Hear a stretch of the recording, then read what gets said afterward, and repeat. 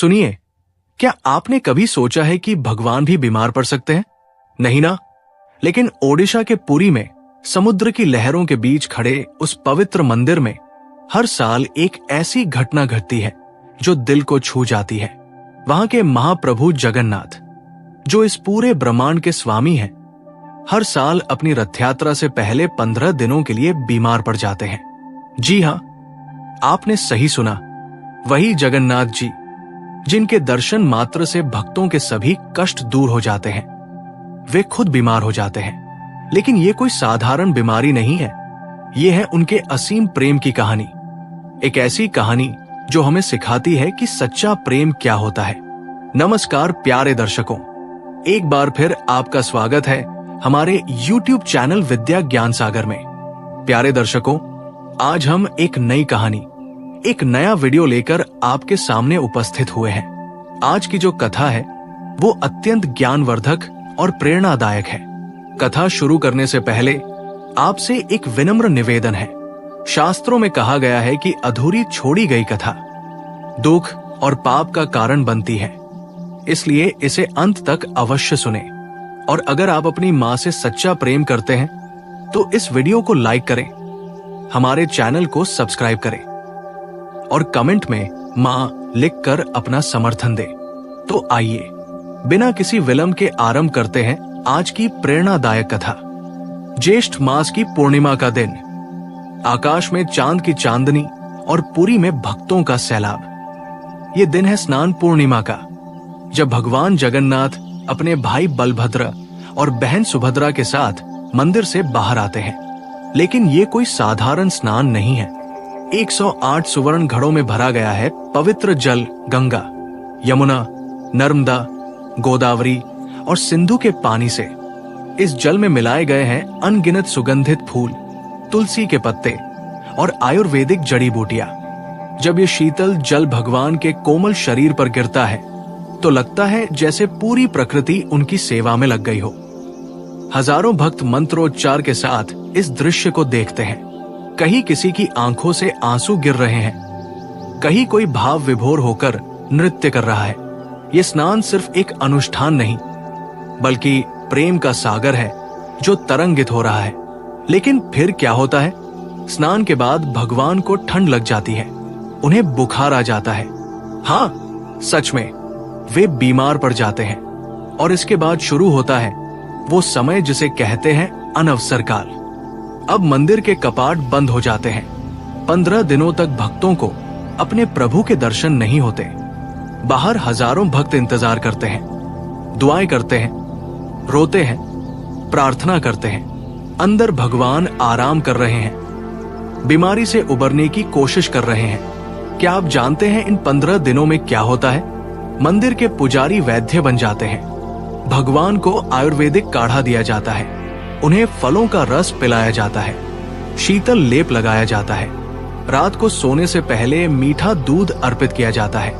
बिल्कुल वैसे ही जैसे घर में कोई बीमार हो तो उसकी सेवा की जाती है। पुरी की हवा में उदासी छा जाती है। वो रसोई जो कभी बंद नहीं होती, वो भी बंद हो जाती है। 56 भोग की जगह सिर्फ काढ़ा और फलों का रस। मंदिर में सन्नाटा, बाहर भक्तों की बेचैनी। लेकिन ये सब क्यों होता है? इसके पीछे छुपी है एक ऐसी कहानी जो आपकी आंखों को नम कर देगी। सदियों पहले पुरी में रहते थे माधव दास, एक ऐसे भक्त जिनके लिए जगन्नाथ जी ही सब कुछ थे। वे अकेले थे इस संसार में, न कोई पत्नी, न कोई संतान, न कोई रिश्तेदार। बस एक ही रिश्ता था, अपने प्रभु जगन्नाथ से। माधव दास का हर दिन शुरू होता था भगवान के दर्शन से। वे घंटों मंदिर में बैठकर भजन करते, प्रभु से बातें करते, जैसे कोई अपने सखा से करता है। और आश्चर्य की बात ये थी कि भगवान भी उनसे बातें करते थे। हाँ, सच में वे उनके साथ खेलते, हंसते, यहां तक कि शरारतें भी करते थे। माधव दास की खुशी का कोई ठिकाना नहीं था। वे कहते थे, मेरे पास तो सब कुछ है, मेरे जगन्नाथ है ना, वे मेरी रक्षा करेंगे, मेरी सेवा करेंगे। और सच में भगवान की कृपा से उन्हें कभी किसी चीज की कमी नहीं हुई। लेकिन एक दिन सब कुछ बदल गया। माधव दास को अचानक से बहुत तेज बुखार आया। दस्त उल्टी शुरू हो गई। बुखार इतना तेज था कि वे बिस्तर से उठ भी नहीं पा रहे थे। दिन रात पसीने से तरबतर रहते। कुछ खाने का मन नहीं करता, पानी भी नहीं पी पाते थे। दिन बीतते गए। माधव दास की हालत बिगड़ती जा रही थी। वे इतने कमजोर हो गए कि अपना ख्याल भी नहीं रख पा रहे थे। अकेले पड़े रहते और भगवान को पुकारते रहते, हे जगन्नाथ, हे प्रभु, कहाँ हो तुम? तुमने कहा था कि मेरी रक्षा करोगे। आज मैं इतना बीमार हूं, कहाँ हो तुम? लेकिन भगवान का कहीं नाम निशान नहीं। दिन रात माधव दास तड़पते रहते। कभी कभी तो वे बेहोश हो जाते। जब होश आता तो फिर भगवान को पुकारते, लेकिन कोई जवाब नहीं मिलता। 15 दिन बीत गए। माधव दास की हालत अब गंभीर हो चुकी थी। वे मृत्यु के करीब पहुंच गए थे। उनकी सांसें तेज चल रही थी। हाथ पैर ठंडे पड़ चुके थे। लगता था कि अब वे बच नहीं सकते। 16वें दिन सुबह जब माधव दास की आंख खुली तो उन्होंने देखा कि उनके पास एक नौजवान बैठा है। सुंदर मुखमंडल, तेजस्वी आंखें और चेहरे पर करुणा की अनंत छाया। ये नौजवान माधव दास का माथा सहला रहा था। कौन हो तुम? माधव दास ने कमजोर आवाज में पूछा। मैं तुम्हारी सेवा करने आया हूं, उस नौजवान ने मुस्कुराते हुए कहा। और फिर शुरू हुई वो सेवा जिसे देखकर देवता भी शर्मा जाएं। उस नौजवान ने माधव दास को पानी पिलाया, उनके गंदे कपड़े बदले, उनके शरीर को साफ किया, उन्हें दवा दी। रात दिन उनके पास बैठकर उनकी देखभाल की। धीरे धीरे माधव दास की तबीयत सुधरने लगी। बुखार कम होने लगा। वे थोड़ा खाने पीने लगे।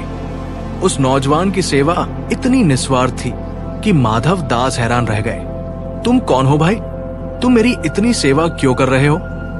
मैं तो तुम्हें जानता भी नहीं। नौजवान ने सिर्फ मुस्कुराकर कहा, सेवा करने के लिए क्या जानना जरूरी है? तुम बीमार हो, मैं स्वस्थ हूं, बस यही काफी है। जब माधव दास पूरी तरह स्वस्थ हो गए तो उस नौजवान ने कहा, माधव, अब मैं जा रहा हूं। नहीं, तुम कहीं नहीं जाओगे। तुमने मेरी इतनी सेवा की है, मैं तुम्हें कैसे जाने दूं?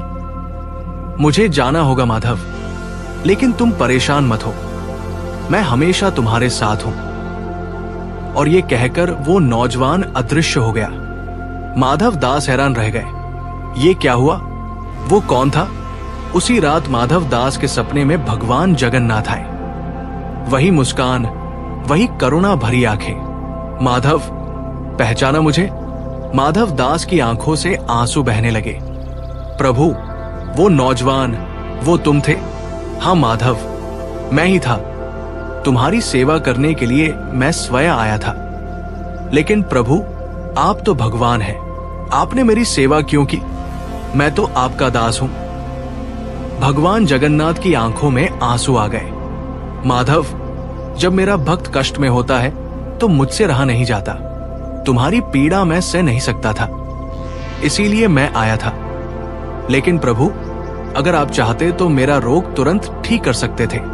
आपको मेरी सेवा करने की क्या जरूरत थी? भगवान ने गहरी सांस ली। माधव, प्रारब्ध के फल को भोगना पड़ता है। मैं चाहता तो तुम्हारा रोग मिटा सकता था, लेकिन फिर तुम्हें ये कष्ट किसी और जन्म में भोगना पड़ता, और मैं नहीं चाहता कि मेरा भक्त एक जन्म भी कष्ट उठाए। तो फिर प्रभु, इसलिए मैंने तुम्हारे कष्ट को बांटा। तुम्हारी सेवा करके मैंने तुम्हारे प्रारब्ध को हल्का किया, लेकिन फिर भी तुम्हारी बीमारी के 15 दिन बाकी है। माधव दास रो पड़े। प्रभु, मैं उन 15 दिनों को भी सह लूंगा। आपने इतना किया है मेरे लिए। नहीं माधव, मैं नहीं चाहता कि तुम एक दिन भी और कष्ट सहो। तुम्हारी बाकी बीमारी मैं अपने ऊपर ले लेता हूं। नहीं प्रभु, ये कैसे हो सकता है? आप भगवान हैं। माधव, प्रेम के आगे भगवान होना या इंसान होना कुछ मायने नहीं रखता। तुम मेरे प्रिय हो, तुम्हारा कष्ट मैं सह नहीं सकता। और भगवान जगन्नाथ ने माधव दास की बाकी 15 दिन की बीमारी अपने ऊपर ले ली। उसी दिन से ये परंपरा शुरू हुई। हर साल ज्येष्ठ पूर्णिमा को जब भगवान का स्नान होता है तो वे बीमार पड़ जाते हैं। 15 दिन तक वे अपने भक्तों के कष्टों को अपने ऊपर लेते हैं। ये कोई काल्पनिक कहानी नहीं है, ये सच है। आज भी पुरी में यही होता है। स्नान के बाद भगवान को सर्दी बुखार हो जाता है। मंदिर के कपाट बंद हो जाते हैं। वैद्य आकर भगवान की जांच करते हैं। उन्हें दवा दी जाती है, काढ़ा पिलाया जाता है। 15 दिन बाद जब वे ठीक हो जाते हैं तो नेत्र उत्सव मनाया जाता है। भगवान की आंखें खुलती हैं। वे फिर से अपने भक्तों को दर्शन देते हैं और फिर शुरू होती है भव्य रथ यात्रा। आज जब हम इस कहानी को सुनते हैं तो कई सवाल मन में आते हैं। क्या सच में भगवान बीमार पड़ सकते हैं?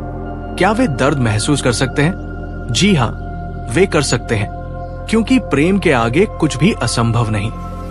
जब आप किसी से सच्चा प्रेम करते हैं तो उसका दुख आपका दुख बन जाता है, उसकी खुशी आपकी खुशी बन जाती है। भगवान जगन्नाथ हर साल अपने भक्तों को ये संदेश देते हैं कि वे हमारे कष्टों को समझते हैं, वे हमारे दुख में हमारे साथ हैं। जब हम बीमार पड़ते हैं तो वे भी बीमार पड़ जाते हैं। जब हम दुखी होते हैं तो वे भी दुखी होते हैं। ये है उनका अनंत प्रेम, ये है उनकी असीम करुणा। इन 15 दिनों में पुरी के मंदिर में क्या होता है, ये जानना भी दिलचस्प है। सुबह जल्दी वैद्य आते हैं, भगवान की नाड़ी देखते हैं, बुखार चेक करते हैं। फिर उन्हें विशेष काढ़ा तैयार किया जाता है, तुलसी, अदरक, काली मिर्च, हल्दी और अन्य जड़ी बूटियों से। दोपहर में उन्हें फलों का रस दिया जाता है, आम का रस, मौसमी का रस या फिर नारियल पानी। शाम को उनके माथे पर शीतल लेप लगाया जाता है, चंदन, कपूर और गुलाब जल से। रात को सोने से पहले उन्हें मीठा दूध पिलाया जाता है। दूध में केसर, इलायची और मिश्री मिलाई जाती है। पुजारी उनकी सेवा इस तरह करते हैं जैसे कोई माँ अपने बीमार बच्चे की सेवा करती है। वे बार बार जाकर देखते हैं कि भगवान कैसे हैं, उनकी सांस ठीक चल रही है या नहीं, उन्हें कोई तकलीफ तो नहीं हो रही। इन 15 दिनों में पुरी में एक अजीब सा माहौल रहता है। हजारों भक्त मंदिर के बाहर इकट्ठे होते हैं। वे रोते हैं, प्रार्थना करते हैं, मंत्र जपते हैं। कुछ लोग व्रत रखते हैं, कुछ लोग दान पुण्य करते हैं। हे जगन्नाथ, जल्दी ठीक हो जाइए। प्रभु, हमारी गलती माफ कर दीजिए। भगवान, आप हमारे कष्ट अपने ऊपर ले रहे हैं। ये दृश्य देखकर आंखों में आंसू आ जाते हैं। भक्तों का प्रेम, उनकी चिंता, उनकी बेचैनी, सब कुछ इतना सच्चा लगता है। कुछ भक्त तो मंदिर के बाहर ही सो जाते हैं। वे कहते हैं, जब तक हमारे प्रभु ठीक नहीं हो जाते हम घर कैसे जा सकते हैं। 15 दिन बाद जब भगवान जगन्नाथ स्वस्थ हो जाते हैं तो पूरे पुरी में खुशी का माहौल छा जाता है। इस दिन को नेत्र उत्सव कहते हैं, क्योंकि भगवान की आंखें फिर से भक्तों के लिए खुल जाती है। मंदिर के कपाट खुलते हैं, भगवान के नए कपड़े पहनाए जाते हैं, उन्हें फूलों से सजाया जाता है और फिर भक्तों को उनके दर्शन होते हैं। उस समय का दृश्य अवर्णनीय है। हजारों लोग एक साथ चिल्लाते हैं, जय जगन्नाथ। आंसू बहते हैं, लोग खुशी से नाचते हैं, ढोलन गाड़े बजते हैं। देखो, हमारे प्रभु ठीक हो गए।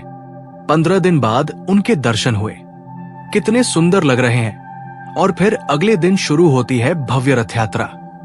भगवान अपने भाई बहन के साथ रथ पर सवार होकर निकलते हैं अपनी मौसी के घर जाने के लिए। आज के जमाने में भी ये परंपरा बिल्कुल वैसी ही निभाई जाती है जैसी सदियों से निभाई जा रही है। आधुनिक डॉक्टर भी आते हैं भगवान को देखने। वे कहते हैं कि वास्तव में मूर्ति के तापमान में बदलाव होता है, उनके चेहरे पर थकान दिखाई देती है। ये कैसे संभव है? विज्ञान के पास इसका कोई जवाब नहीं, लेकिन श्रद्धा और विश्वास के पास जवाब है, प्रेम के पास जवाब है। भगवान जगन्नाथ का ये अनुष्ठान हमें सिखाता है कि सच्चा प्रेम स्वार्थरहित होता है। जब आप किसी से सच्चा प्रेम करते हैं तो आप उसके लिए कुछ भी कर सकते हैं, यहां तक कि अपना सुख चैन भी त्याग सकते हैं। इस कहानी का सबसे बड़ा संदेश ये है कि भगवान हमसे कितना प्रेम करते हैं। जब हम दुख में होते हैं तो वे भी दुखी होते हैं। जब हम बीमार पड़ते हैं तो वे भी हमारे साथ कष्ट सहते हैं। ये कहानी हमें ये भी सिखाती है कि सेवा का मतलब क्या होता है। माधव दास की सेवा करके भगवान ने दिखाया कि सच्ची सेवा निस्वार्थ होती है, उसमें कोई अपेक्षा नहीं होती। और सबसे बड़ी बात यह है कि ये कहानी हमें बताती है कि हमारे कष्ट व्यर्थ नहीं जाते।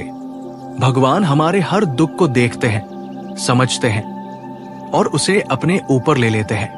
आज जब हम अपने जीवन में कष्ट आते देखते हैं तो हमें याद रखना चाहिए कि हमारे जगन्नाथ जी हमारे साथ हैं। वे हमारे दुख में हमारे साथ दुखी होते हैं, हमारी पीड़ा को अपने ऊपर लेते हैं। हर साल जब वे बीमार पड़ते हैं तो वे हमें याद दिलाते हैं कि वे हमारे कष्टों को भूले नहीं हैं। वे आज भी उसी तरह हमारी चिंता करते हैं जैसे माधव दास की करते थे। ये है जगन्नाथ जी का प्रेम, ये है उनकी करुणा, ये है उनका वो वादा जो वे आज तक निभा रहे हैं। जब भी आप कष्ट में हो, दुखी हो, परेशान हो, तो याद रखिए कि पुरी में बैठे आपके जगन्नाथ जी आपकी चिंता कर रहे हैं। वे आपके दुख को अपने ऊपर लेने के लिए तैयार हैं। जैसे उन्होंने माधव दास के लिए अपना स्वर्गीय सुख त्याग दिया था, वैसे ही वे आपके लिए भी कुछ भी करने को तैयार है। बस आपकी श्रद्धा सच्ची होनी चाहिए, आपका प्रेम निस्वार्थ होना चाहिए। आज भी जब स्नान पूर्णिमा का दिन आता है तो पुरी में एक अजीब सा रहस्य घटित होता है। वैज्ञानिक इसे समझाने की कोशिश करते हैं, लेकिन श्रद्धा इससे कहीं ऊपर की चीज है।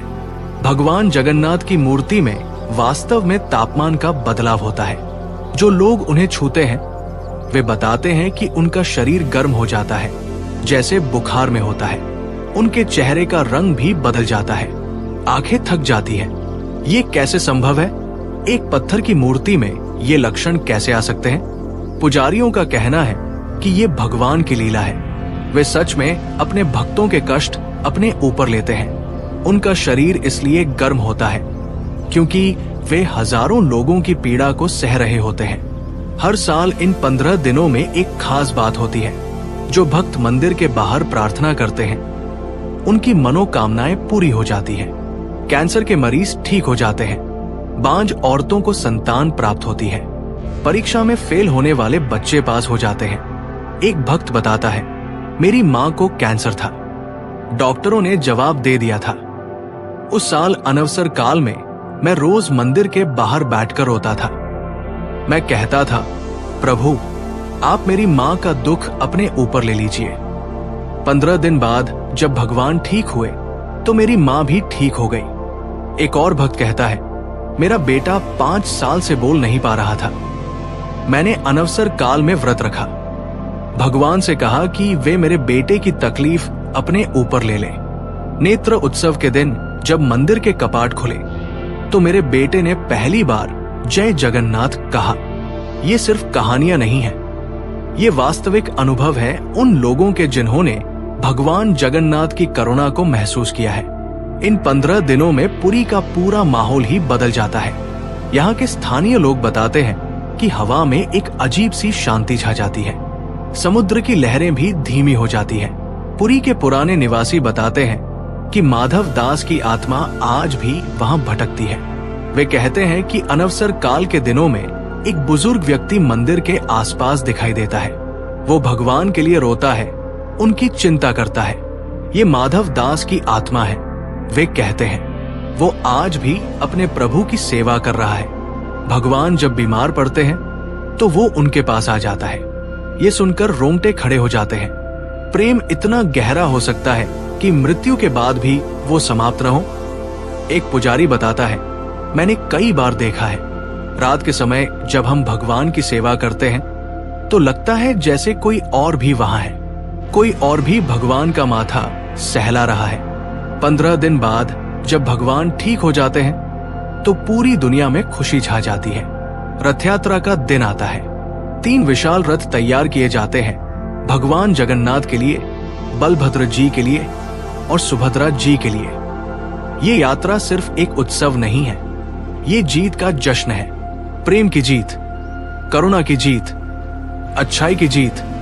लाखों लोग आते हैं इस यात्रा में भाग लेने। वे रथ खींचते हैं, नाचते हैं, गाते हैं रोते हैं खुशी से, हमारे प्रभु ठीक हो गए, वे फिर से हमारे साथ हैं, प्रेम की जीत हुई है।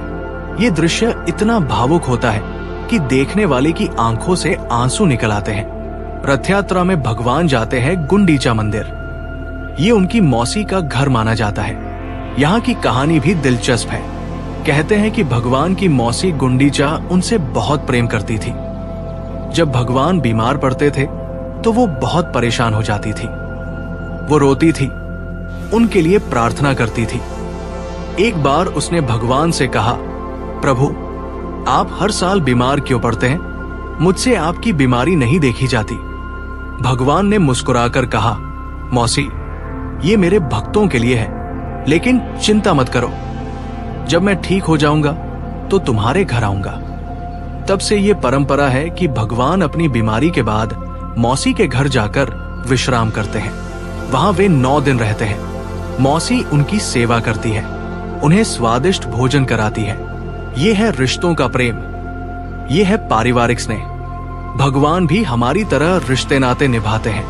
9 दिन बाद भगवान वापस अपने मूल मंदिर लौटते हैं। इस यात्रा को बाहोड़ा यात्रा कहते हैं। ये यात्रा भी उतनी ही भावुक होती है।